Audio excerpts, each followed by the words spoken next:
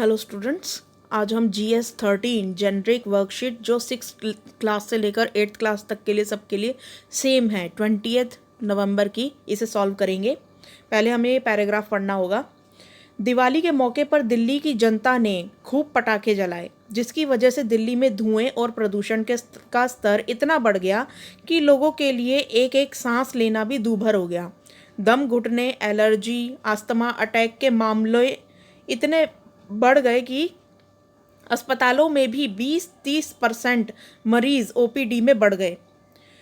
डॉक्टरों का कहना है कि लोग प्रदूषण को लेकर ज़रा भी फिक्रमंद नहीं हैं। उन्हें ना तो अपनी और ना ही अपने बच्चों के जीवन की चिंता है। जिस खुशी के चक्कर में लोग पटाखे जलाते हैं, उनसे बीमारियां होती हैं, लोगों का जीवन घटता है। इसके बावजूद भी लोगों ने एक बार फिर पटाखे जलाकर बीमारियों को बढ़ाने में कोई कसर नहीं छोड़ी है। डॉक्टरों की राय है कि अभी मौसम बदल रहा है, खासकर बुजुर्ग लोगों और बच्चों को सतर्क रहने की ज़रूरत है।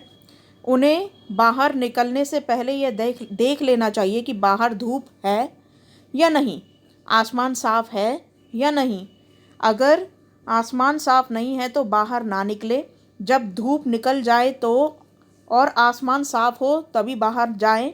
बाहर निकलने के दौरान मास्क ज़रूर पहनें। भीड़ में ना जाएं। शरीर को ढककर रखें, क्योंकि बाहर डेंगू और मच्छरों का भी डर बना हुआ है।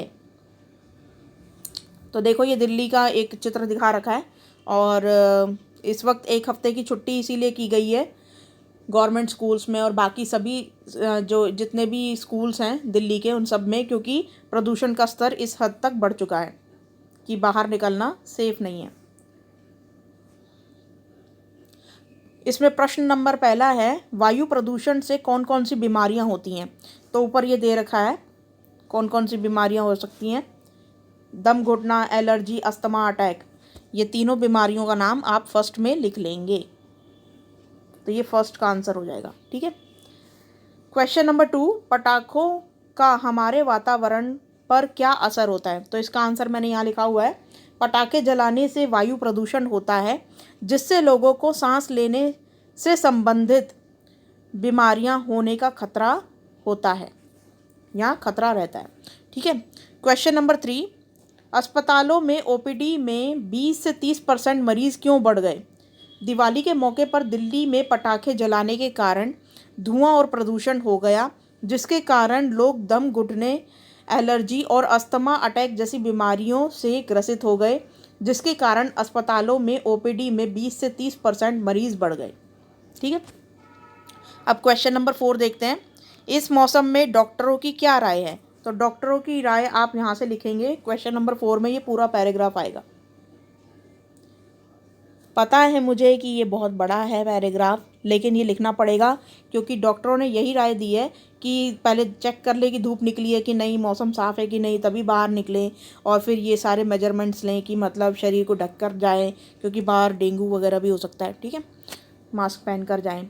तो ये बहुत मतलब ज़्यादा बड़ा पैराग्राफ नहीं है, कॉपी में लिखोगे तो मात्र 3-4 लाइनों में हो जाएगा। क्वेश्चन नंबर 5, वायु प्रदूषण कम करने के लिए हमें क्या करना चाहिए। अपने अनुभव के आधार पर सुझाव लिखिए। तो यहाँ पे मैंने 4 मतलब सुझाव दिए हैं यहाँ पे। एक तो वायु प्रदूषण को कम करने के लिए हमें ज़्यादा से ज़्यादा पेड़ लगाने चाहिए। दूसरा, सौर ऊर्जा का इस्तेमाल करना चाहिए। तीसरा, दिवाली के दौरान हमें पटाखे नहीं जलाने चाहिए। और चौथा है, पेट्रोल वाले वाहनों का उपयोग कम से कम करना चाहिए। ठीक है। तो ये को ज़रा एक्स्ट्रा लग गया यहाँ पे।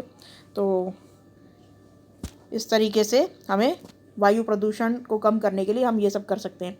बाकी आप अपनी तरफ से भी सोच के इसमें आंसर लिख सकते हैं। बाकी मुझे जितना आया समझ में मैंने लिख दिया। तो आज की वर्कशीट में बस इतना ही था। जेनरिक वर्कशीट में पर्यावरण से रिलेटेड होती है, ये हर सैटरडे को आती है। Thank you.